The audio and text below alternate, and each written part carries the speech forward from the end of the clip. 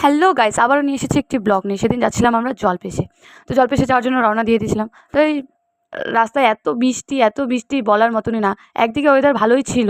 তবে এই পেট্রোল পাম্পে পেট্রোল ভরে তারপরে ফটো-শটো তুললাম। তুলে এই তিস্তার ওখানে চলে গেলাম। তো তিস্তাতে ওখানে দাঁড়িয়ে আছে, এত ভিড় কি বলার কথা না। তবে তিস্তা থেকে স্নান করে চলে আসলাম। স্নানের ভিডিও করতে পারিনি।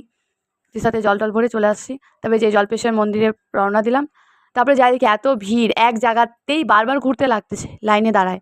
তাও কি আবার ৳৫০ টিকিট কাইটে আমাদেরকে দাঁড়াতে লাগতেছে। কি বলবো, এখন মন্দিরেও বিজনেস।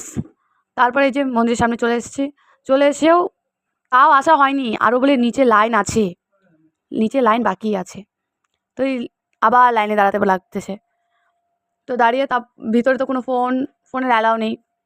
ভিতরে এত কষ্ট করে মানুষ যায়, ওখানে তো না ১ মিনিট দাঁড়াতেও পারবে না। ও কোনো ফটো-শটো কোনো কিছু না। তো কিছু তোলা হয়নি।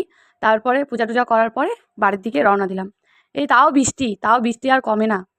তারপরে রাত হয়ে গেছে আমাদের বাড়ি আসতে আসতে। তো ভিডিওটা যদি ভালো লাগে তো লাইক, কমেন্ট, শেয়ার করে দিও। Bye bye. আর কে জলপেশে গেছো কমেন্টে বলে দিও।